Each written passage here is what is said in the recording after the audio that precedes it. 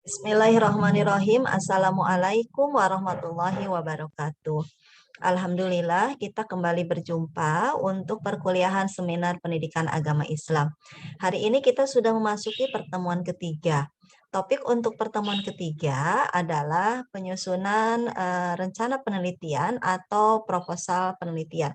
Jadi Anda akan menyusun proposal penelitian yang nanti diarahkan proposal penelitiannya itu untuk desain penelitian D&D atau Design and Development untuk di bidang agama Islam.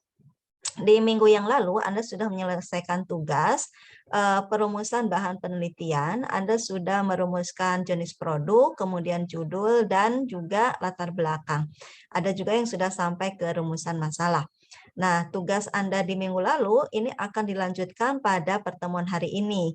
Jadi akan dilengkapi menjadi sebuah proposal penelitian.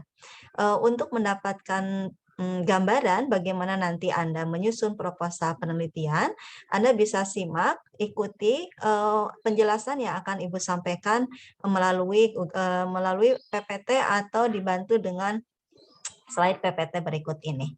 Mohon izin untuk share screen terlebih dahulu.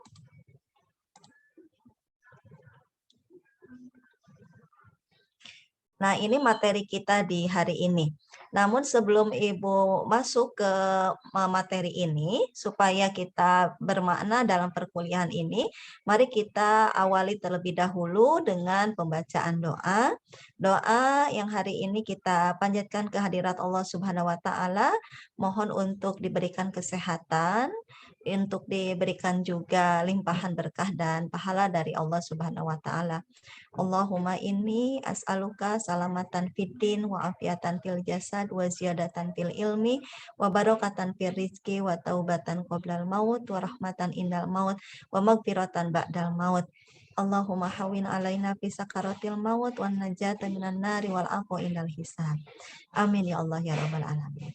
Itu adalah doa yang sangat sempurna. Kita memohon kepada Allah selamatan fidin, keselamatan di dalam agama, kemudian juga memohon kesehatan di dalam badan kita, kemudian juga mohon ditambahkan ilmu, mohon keberkahan. Nah, semoga limpahan pahala juga tercurah kepada kita hari ini, bahwa aktivitas perkuliahan kita tidak bernilai sia-sia, tetapi akan bernilai pahala dan ibadah. Baik, kita lanjutkan. Ini materi kita di hari ini, yaitu pertemuan ketiga untuk penyusunan rancangan penelitian atau proposal penelitian. Pada slide kedua, pembahasannya dari materi yang ada di PowerPoint ini meliputi yang pertama adalah tentang tema, kemudian judul, lalu pendahuluan, yang keempat landasan teori, yang kelima metode penelitian, yang keenam penutup, lalu yang ketujuh itu adalah lampiran instrumen.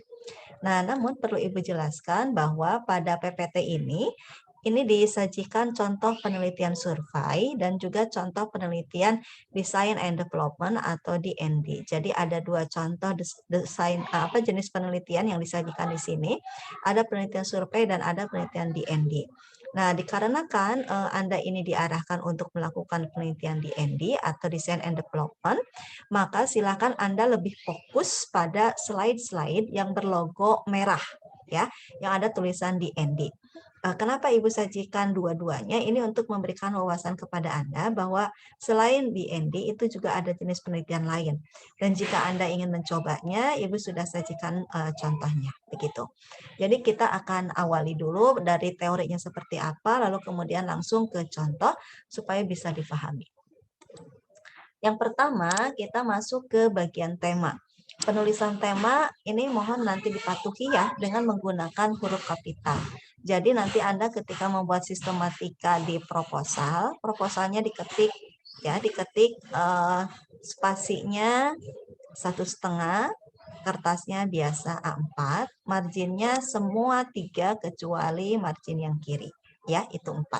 Sekali lagi, ini diketik di kertas A4 dengan spasi 1,5, margin semuanya 3 kecuali kiri, itu adalah 4. Nah, biasa di lembar pertama diberi cover dengan ketentuan untuk penulisan tema dengan menggunakan huruf kapital semuanya. Ya, tema kan sudah ditentukan, jadi tidak perlu berdiskusi tentang tema. Anda tinggal cantumkan saja, misalnya contoh temanya itu adalah pendidikan dalam perspektif Islam. Jadi nanti di lembar pertama di cover itu temanya adalah pendidikan dalam perspektif Islam. Selanjutnya kita masuk ke bagian judul. Ya, untuk yang judulnya nanti Ibu jelaskan perlu direvisi, silahkan nanti direvisi ya. Nah, ini ketentuan untuk penulisan judul. Penulisan judul menggunakan capitalize each word. Artinya menggunakan kapital pada huruf di awal kata ya. Yang pertama itu judul merupakan turunan dari tema. Begitu ya. Nanti Ibu akan contohkan misalnya di sini Anda boleh ambil judul yang Ibu sarankan atau boleh juga tidak. Lalu kemudian judul itu sudah mencerminkan desain dan produk ya. Contoh desain dan produk. Nah, Ibu tidak akan sebutkan ini contoh judulnya, kita langsung ke contoh judul yang berlogo merah. Nah, ini misalnya pengembangan media pembelajaran PowerPoint interaktif untuk pembelajaran PAI di PAI bidang akhlak di SD. Misalnya ini karena temanya adalah tentang pendidikan, kita mengambil pembelajaran PAI ya. Ini tema judul ini juga bisa masuk ke dalam tema ke-SD-an. Coba Anda perhatikan pengembangan media pembelajaran PowerPoint interaktif untuk pembelajaran PAI bidang akhlak di SD. Jadi pada judul itu sudah ada produknya. Produknya itu adalah media pembelajaran PowerPoint interaktif. Lalu kegunaannya adalah untuk pembelajaran PAI ya, khususnya PAI di bidang SD. Nah, selanjutnya dari judul lalu kemudian ini ada pendahuluan. Nah, di pendahuluan itu harus ada latar belakang, rumusan masalah, dan tujuan. Jadi di dalam pendahuluan harus ada 3 komponen ya. Nanti Anda bikin menjadi subjudul untuk pendahuluan itu latar belakang, rumusan masalah, dan tujuan. Misalnya Ibu kasih contoh, ini untuk yang penelitian di ND. Latar belakang dari judul yang tadi. Ingat judulnya tadi apa? Ya, betul. Misalnya judulnya adalah pengembangan media PowerPoint interaktif dalam pembelajaran PAI bidang akhlak di SD. Nah, misalnya kita ambil ini latar belakangnya ya. Nah, ini nih, Anda perhatikan ada logo merah tulisan DND. Jadi Anda fokus di sini untuk melihat contoh-contohnya. Misalnya di latar belakang itu harus ada 3 komponen. 3 komponen yang pertama adalah kondisi ideal berdasarkan teori bahwa secara ideal berdasarkan Undang-Undang Nomor 20 tahun 2003 pasal 3 tentang tujuan pendidikan dan seterusnya ya. Di sini kan ada disebutkan beriman beriman dan bertakwa kepada Tuhan Yang Maha Esa, berakhlak mulia, sehat, berilmu, cakap, kemudian kreatif, mandiri, dan menjadi warga negara yang demokratis serta bertanggung jawab. Kita garis bawahi yang sisi akhlaknya. Lalu kemudian secara teori ini ada ciri-ciri akhlak mulia menurut Imam Al-Ghazali. Nah, lalu kemudian kita lihat realnya di lapangan, faktanya, bahwa faktanya kenyataannya masih banyak anak-anak siswa SD yang berkata tidak jujur. Padahal teorinya itu ciri akhlak mulia itu adalah berkata jujur. Nah, ini contoh latar belakang ya. Selanjutnya, kemudian dari latar belakang itu ada masalah. Masalah utamanya apa? Karena tadi judulnya adalah tentang pengembangan media interaktif, maka masalah utamanya bagaimana media PowerPoint interaktif itu diterapkan dalam pembelajaran PAI bidang akhlak di SD. Jadi masalah utama harus dalam kalimat tanya, ada kata tanya, dan ada tanda tanya. Betul. Ya, kita masih berangkat dari judul yang tadi ya. Jadi Anda harus ingat judulnya apa supaya kesininya Anda masuk. Gitu. Lalu kemudian kita turunkan dari masalah utama menjadi rumusan masalah. Nah, rumusan masalahnya itu perhatikan yang logo merah di ND. Di sini bagaimana? Yang pertama kita buat 3. Jadi semuanya nanti judul apapun ya yang Anda untuk untuk penelitian di ND bikin rumusan masalahnya itu 3. Nah, yang pertama bagaimana desain, yang kedua bagaimana produk, lalu yang ketiga bagaimana penilaian. Kalau misalnya di sini Ibu contohkan tadi judulnya adalah tentang media PowerPoint, maka rumusan masalah yang kesatunya adalah bagaimana desain media PowerPoint interaktif. Kalau misalnya Anda bikin judulnya itu adalah tentang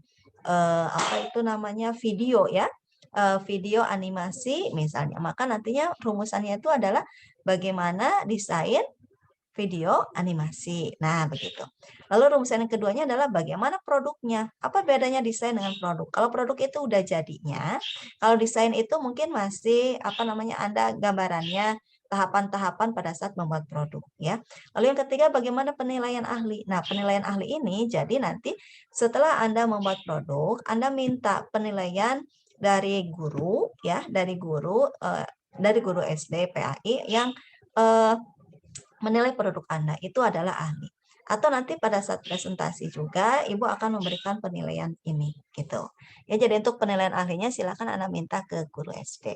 Artinya Anda harus datang ke beliau dan memperlihatkan produknya lalu dia memberikan penilaian.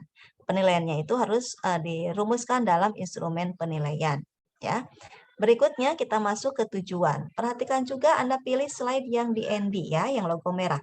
Tujuan umumnya adalah untuk mengetahui media PowerPoint interaktif dalam pembelajaran PAI bidang akhlak. Maka tujuan khususnya, tadi rumusannya ada 3, maka tujuannya pun harus ada 3. Jangan rumusannya ada 2, tujuannya jadi 4, gitu, enggak. Ya, lebih simpelnya atau lebih mudahnya, tujuan itu merupakan rumusan gitu. Tapi kalau rumusan kan kalimatnya kalimat tanya. Kalau tujuan kalimatnya bukan kalimat tanya. Gitu. Itu lebih mudahnya, lebih simpelnya.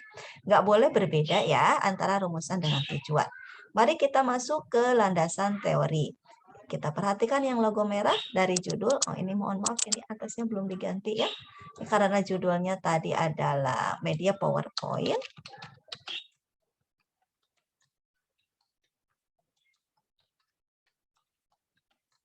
Dalam pembelajaran PAI di SD bidang akhlak.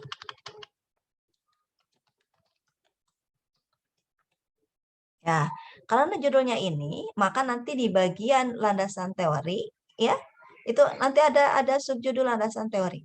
Di landasan teori itu harus ada teori tentang media interaktif PowerPoint, lalu tentang PAI di SD, lalu tentang akhlak, gitu. Jadi hanya 3 aja. Jangan kemana-mana. Apa namanya di sini membahas tentang media PowerPoint, tapi landasan teorinya misalnya Anda bicara tentang apa itu Google Classroom, ya itu nggak nyambung. Di sini bicara tentang pembelajaran PAI di SD, tapi kemudian teorinya Anda adalah tentang matematika misalnya gitu ya. Nah, itu tidak nyambung. Oke, kita masuk ke sistematika berikutnya. Yang kelima. Yang kelima itu adalah metode penelitian. Anda perhatikan ini yang logo merah ya. Nah, metode penelitiannya Anda buat subjudulnya begini. Subjudul yang pertama itu adalah desain. Isinya adalah design and development. Jadi Anda jiplak aja ini. Nggak perlu berpikir lagi. Anda tinggal cantumkan aja di bentuk Word-nya ya, di tadi sistematika yang tadi. Metode penelitian, itu subjudulnya metode penelitian. Lalu subjudulnya desain penelitiannya adalah design and development atau DND. Lalu subjek penelitiannya siapa? Karena tadi sasarannya untuk siswa SD, maka subjek itu adalah siswa SD kelas berapa. Lokasinya di mana? Nanti Anda menguji cobakan ini ke SD mana. Kan minta validasi itu, minta penilaian ya ke guru. Nah, itu di mana sekolahnya. Lalu partisipannya siswa dan guru. Metode pengumpulan datanya Anda cantumkan saja begini, wawancara, judgment expert, dan analisis dokumen. Untuk alat pengumpul datanya ada pedoman wawancara, ada kuesioner, dan ada dokumen. Dokumen yang dianalisis oleh Anda itu contohnya adalah kurikulum PAI SD ya. Oke, kita masuk ke yang berikutnya, yaitu yang berlogo merah juga. Untuk metode analisis datanya Anda cantumkan kualitatif. Lalu yang ke-8-nya adalah metode pengolahan datanya. Ada 4 langkah. Pengumpulan data, lalu kemudian penyajian data, lalu reduksi data, dan kesimpulan. Nah, sudah selesai sampai di sini ya. Jadi proposal Anda sudah lengkap sampai di metode pengolahan data. Maaf, ini ada satu lagi, yang ke-9 ya, bukan 8. Yang ke-9-nya itu adalah validasi. Nah, validasinya itu Anda perhatikan juga yang logo ini. Nah, ini untuk validasi. Untuk validasinya Anda cantumkan adalah validitas isi oleh judgment expert atau expert judgment yang dilakukan oleh para pakar untuk menilai produk yang dibuat oleh Anda. Nah, kesininya ini adalah contoh instrumen angket jika Anda ingin melakukan penelitian yang sifatnya survei ya. Tapi kalau untuk penelitian DND tidak perlu ada lampiran ini ya. Terakhir di bagian proposal itu adalah penutup. Nah, penutup ya kata-kata penutup dari Anda. Nah, demikian ya. Jadi jika Anda menemukan sebuah kesulitan, jangan berhenti. Ketika kita terus-menerus menjalaninya, walaupun sedikit demi sedikit, lambat laun kita tidak akan merasakan lagi sulit. Kesulitan itu tantangan. Karena kita mengatakan sulit itu belum dilalui. Tapi ketika kita sudah melaluinya, gak akan terasa sulit. Ya, insya Allah. Demikian penjelasan untuk materi pertemuan ketiga hari ini. Semoga bermanfaat dan bisa difahami. Jika ada pertanyaan, boleh nanti ditanyakan. Ya. Assalamualaikum warahmatullahi wabarakatuh.